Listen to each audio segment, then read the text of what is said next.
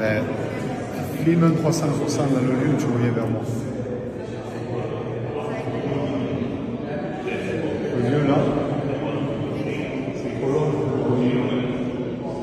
se trouve au centre, au cœur de la chambre haute. C'est là où la Bible dit, dans le livre des Actes, que 120 se mirent à prier et que d'un coup il vient sur eux comme un bruit d'un vent impétueux qui rentrait par les fenêtres que vous voyez là autour.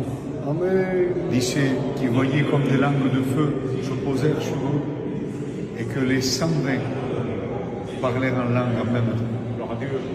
C'était l'effusion du Saint-Esprit. Après ça, Pierre est allé prêcher dans les rues. Une prédication, 3000 âmes sauvées. La prédication était accompagnée de prodiges et de miracles parce que la puissance du Saint-Esprit était venue demeurer à l'intérieur du cœur de l'homme et en faire sa demeure, comme Paul a pu dire plus tard. Ne savez-vous pas que vous êtes le temple du Saint-Esprit? Que Dieu vous bénisse.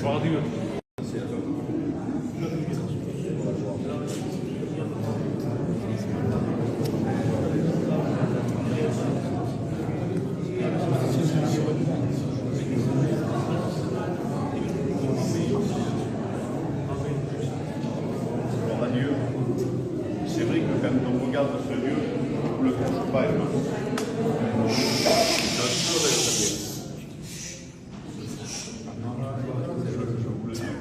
vous le cache pas, quand on regarde ce lieu, moi-même je vois que c'est catholique. Vous pouvez donc gagner. Et quand je regarde, je partirai. Il ne faut pas le voir avec les yeux charnels, on va le voir avec les yeux spirituels.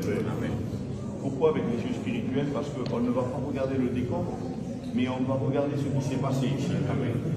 Ce qui s'est passé ici, c'est qu'à un moment donné, Jésus, avant d'aller au ciel, avant de monter au ciel, il rassemble ses disciples, il leur dit, venez, il leur dit, ne partez pas de Jérusalem et attendez la promesse que le Père a faite. Et cette promesse, je voudrais la partager avec vous. La promesse, je voudrais la partager avec vous. Pourquoi cette promesse, je voudrais la partager avec vous? Parce qu'elle est importante pour chacun de nous. Beaucoup l'ont déjà reçue, mais d'autres sont en train de l'attendre, cette promesse. Et cette promesse-là, c'était le Saint-Esprit venir en nous. Et je sais qu'il y en a beaucoup de maintenant. J'aurais voulu le faire ici. J'aurais voulu. Mais peu importe, si Dieu le permet, il le donne ici, ou autrement même à l'hôtel. Et même je vais vous dire quelque chose. Il est capable de le donner dans le cas. Dieu le sait, il en est capable. Parce que nous avons ce Dieu qui est capable de le faire. Parce que la promesse était ça, que le Saint-Esprit puisse tomber sur chacun de nous et remplir. Regardez ce qu'il va dire. Il va dire comme cela, acte 1, verset 8. Il dit, vous recevrez sur vous une puissance, le Saint-Esprit survenant sur vous, et vous serez mes témoins. Frères et sœurs et amis, on ne peut pas être des témoins fidèles. Et maintenant, un homme, s'il n'est pas changé réellement, il ne peut pas être le témoin de Dieu. Mais là, il est des forces que ça puisse aller plus loin, parce qu'on va être affronté, je dis bien, à des choses de l'extérieur. Et bien Dieu nous donne cette puissance. Il dit, je vous laisse le consolateur, celui qui vous conduira dans toute la vérité. C'est la promesse pour nous, c'est le Saint-Esprit. Mais il va dire comme cela, vous serez mes témoins, où ça, Seigneur? Et il dit, à Jérusalem, dans la Judée, dans la Samarie, et jusqu'aux extrémités de la terre. J'aimerais vous dire quelque chose à vous, qui êtes baptisés, qui êtes chrétiens, et moi-même, on est ensemble. J'étais en train de regarder ce texte, quand il parle de Jérusalem, il parle de la Judée, de la Samarie. Je le comparais, je disais, Jérusalem, c'est ma maison. C'est moi, dans mon foyer, avec mes enfants. Et Dieu me dit, Rosalie, sois un témoin dans ta maison, pour ta compagne, pour tes filles, pour ton fils, pour ton genre, sois un témoin, sois un modèle. Il dit, deuxièmement, il dit, sois un modèle, Rosalie, où ça? En Judée. Ça, j'ai mis, c'est ma famille, mes parents, mes cousins. C'est ça, sois un modèle pour eux, Rosalie. Si tu veux les attirer à Dieu, sois un modèle pour eux. Et puis, la barre de plus haute, Rosalie, oui, sois un modèle pour tes copains. Sois un modèle pour tes copains, pour chacun. Sois un modèle pour eux, Rosalie. Et il va encore plus loin. Et après, il faut que tu aies le témoin dans ta maison.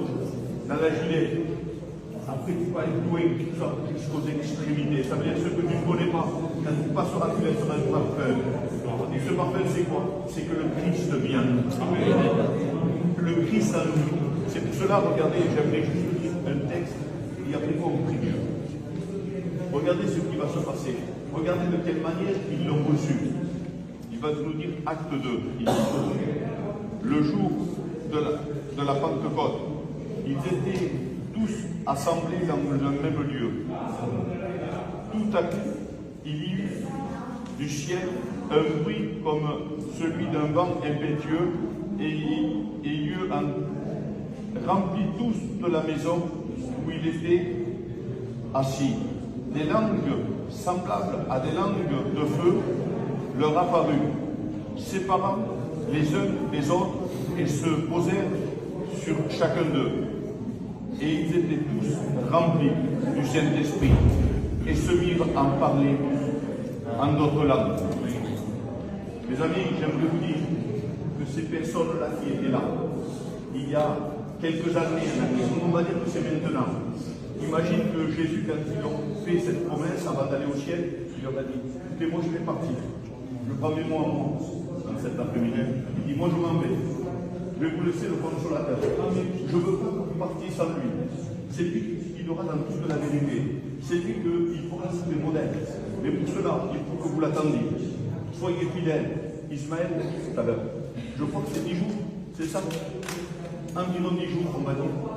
Ils ont été là en train de persévérer. Des fois, quand on n'obtient pas ce qu'on veut, au bout d'un jour, au bout de 2, pour quelques mailles, au bout de 3, on arrête. Eux, ils n'ont pas arrêté. Ils ne l'ont pas eu au bout d'un, ni au bout de 2, ni au bout de 3. C'était au 10e jour accompli. Au 10e jour accompli, les langues de feu, ça voulait dire que carrément, il y avait un vent qui remplissait la pièce et se posait sur chacun d'eux, à un point que ceux de l'extérieur, ils croyaient qu'ils étaient libres. À un tel point que le même Pierre qui était là-bas, qui a renié Jésus, comme on l'a bien entendu, quand il est venu ici, quand l'Esprit de Dieu l'a convaincu qu'il est rentré en lui, il est sorti dehors et il a pu leur dire, ce Jésus que vous avez crucifié, c'est lui. Et il a dit qu'il y a eu environ 3000 ans. Il n'a pas eu peur de la mort. Il a été pris à la protéger pour ça.